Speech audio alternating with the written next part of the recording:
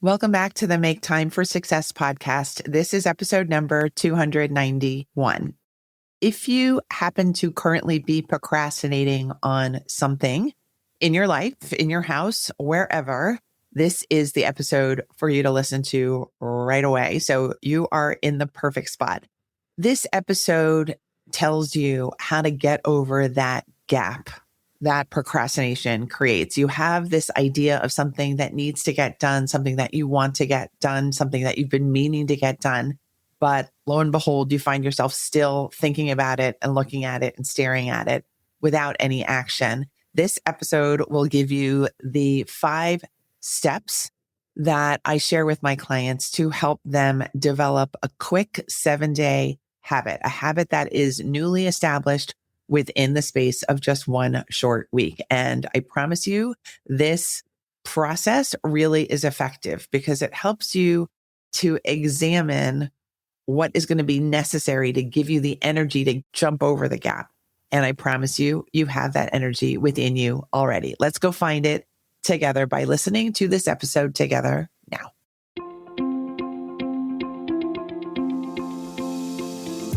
Hi, I'm Dr. Christine Lee, and I'm a psychologist and a procrastination coach.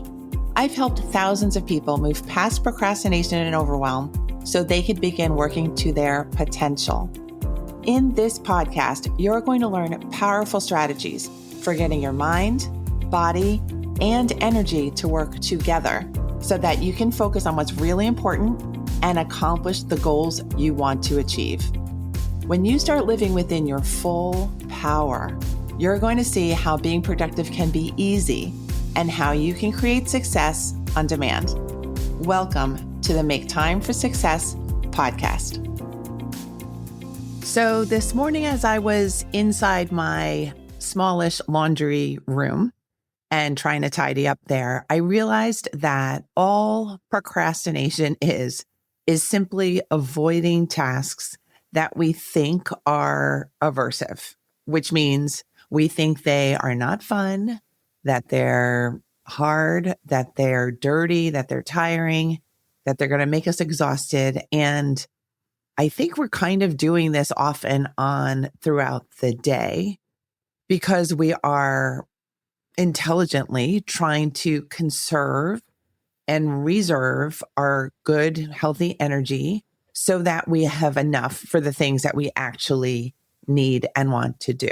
But the problem with this procrastination around things like tidying the laundry room is that our spaces get cluttered and our schedules get stuffed and our minds also get cluttered with everything that is undone, all the projects, all the tasks that maybe we thought were too hard to deal with when they first came into view.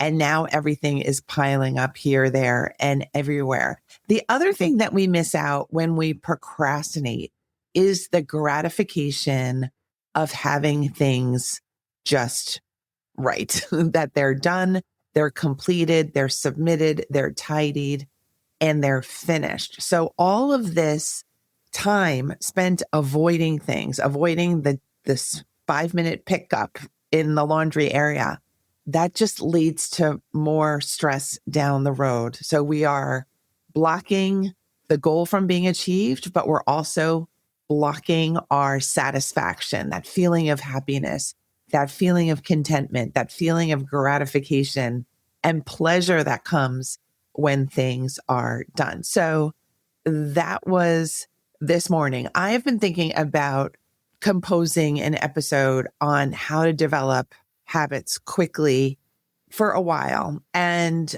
today I'm going to share with you my strategy and how I teach my clients how to build a habit quickly. And by quickly, I mean about 5 to 7 days. So you need a week's framework. And I think all of us have that time, but we might not have the initiation energy. And initiation energy is the energy that we need to conquer the gap. And the gap is that space between the need, like the laundry room needs to be tidied, and the start of the decluttering or the tidying. So it's that gap where we are feeling a little bit uneasy. We're feeling a little irritable. We're debating with ourselves whether we should move or not. I want to help you get over that gap with one issue today, this week. And we're going to do that together. And I promise you the strategy is really effective, but the key is you have to apply it. Without the initiation energy for this 7-day habit starter idea, you'll find yourself in the same stuck procrastinating place. So I really advise you that while you're driving and listening to this episode, or if you're on the treadmill or you're cooking, whatever you're doing, get one idea for yourself for this 7-day experiment and then lock into it, because we need to start creating this energy, this initiation energy, this momentum, and then we get the gratification. The cost of not doing this is really big. The gap stays wide open. We don't get to use our energy. We don't see our beautiful spaces tidied up. And we're in this suspended in between space. It's very yucky, I think. So by doing this 7-day strategy, you get to see a different part of yourself, that active, purposeful, self-directed part of yourself. And that's a lot more powerful than any procrastination could ever be. So let's get ourselves over that gap. Now, here are the 5 steps that are necessary for the leaping over the gap to happen. The first thing I've already mentioned, you need to choose one thing and one thing only to focus on. I want you to state it to yourself, write it down, define it, and be very, very specific about what you want to see happen. I want you to say the location. I want you to designate the deadline. So 7 days from now, I want you to describe what you're going to do each of the 7 days, or maybe 5 of the 7 days. So as an example, I would write, have the laundry room be clutter-free and clear of extra stuff by Sunday at 5 o'clock. So that's just an example. You make up your own, and it's just between you and you, but make a target for yourself, because guess what happens when you do that? Your brain knows what you want. When you're just staring at the different rooms in your house, your brain is just staring along with you. It needs direction.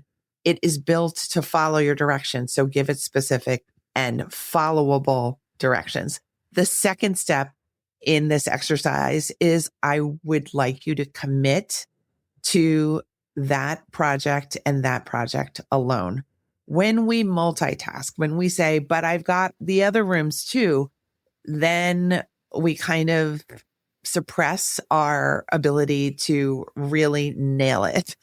We get distracted. We get overwhelmed. We get frustrated. We get hopeless. And hopelessness and procrastination are kind of cousins. And you don't want to be with those family members. You want to say, I've got this. And that's what commitment involves. It's saying to yourself, there is nothing that will get in the way of my doing this one thing for 7 days. There is literally nothing, no one, no circumstance, nothing. And that is what we call commitment. And by the way, commitment is an essential part of positive habit formation, because when we have old habits, we are committed to the old habits until we transform the commitment. We need to make a new commitment in order for a new habit to get established.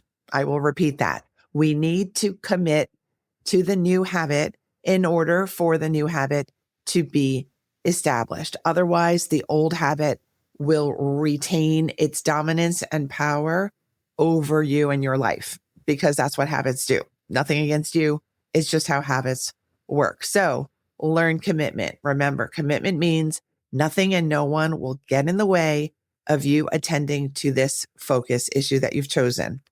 Step number 3, I recommend giving yourself a framework of 5 to 7 days and not looking beyond that. I mean, it'll be great if you want to keep that for 21 days, for 68 days, all the numbers that they throw out when they talk about habit formation. It's totally fine. But I want to get you through the first week because I do feel like that first week is critical. Again, that starting energy, that focus, that acceptance that you are just going to commit to this one thing. That all needs to get shaped and put into place. You need to settle your internal operating system to say, all right, I've got these things locked down. Let's go. We're doing this for a week. That's it. We're not going to be overwhelmed by just a week of our life. It's good. It's good that way. Let's get away from the overwhelm. Look at it as a simple thing to do rather than this giant mountain that you have to climb. Step number 4 is I would love for you to figure out how you're going to track your efforts and your progress. Notice that I separate efforts and progress. Just because you try doesn't mean you will succeed. I hope you succeed, of course, but I have had clients who come back after being assigned the 7-day exercise and they say, well, I did 2 out of the 4 initial days, and I celebrate with them because we have to practice celebrating, starting, and having some progress. We are not perfect beings. All we're doing right now is we're just learning how to be new habit starters. So those clients who come saying that they did 2 out of 4 with their shoulders down maybe and feeling like they might have done something wrong, they haven't. They've participated. So mark your efforts. On what days did you make the effort? And on what days did you have success? And if you have 7 out of 7, terrific. If you had 3 out of 7, also terrific, because that means, again, that you started. But I do need you to figure out how you're going to track this. It could be as simple as a Post-it note, an old notebook, a whiteboard, your phone, something near your bathroom mirror. That's great too. Just something that you're going to be able to see so that it becomes a reminder for the project and the experiment of the 7 days, but also something that you can run to and check off that you've done the thing as part of your celebration for getting that particular piece done. No more avoidance, no more thinking that procrastination is easier. It is so easy to track your efforts, especially when you're proud of yourself. So try this out. It's way more fun than avoiding what just needs to be done, what is calling you to get it done. We just want to make more progress with the smaller things. It makes everything that much easier. The final step in this experiment is we want to go get yourself the identity that you're looking for. You want that new identity. You want to be the doer. You want to move away from the procrastination identity. These identities are all temporary, so no judgment. Sometimes we all lock into the procrastination, but here I am trying to encourage you, to coax you, to inspire you to try on this new identity of the doer.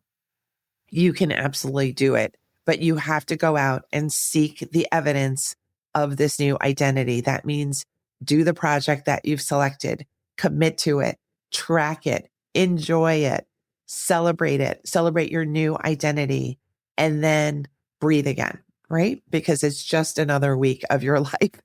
And maybe tell someone about it. So maybe they can do the same experiment because you are no longer a procrastinator when you've nailed this experiment down, because then the week after you can choose something new and develop momentum in that space and area of your life as well. You are a habit doer. What I have found when I've coached people to do this experiment is a lot of things, but I think the primary thing is that people feel lighter when they feel like they have a framework that they can use. They feel lighter when they've begun the thing that was just staring them in the face and they had been avoiding the thing. So go for the lightness. Don't assume that doing this exercise is going to be heavy. It's not. It's going to be the opposite. It's going to be a release, a relief, a celebration for you. So go celebrate. All right. I want to mention there was a study done at the University of South Australia, a study involving 2,600 people. And they were looking at the process of habit formation and how long it takes people, 2,600 people, to establish a new habit. And they found that this timeline ranged from as little as 4 days to as long as a year. And that varied depending on the person and the behavior that they were trying to do. So that makes sense because we're all different. We're all unique.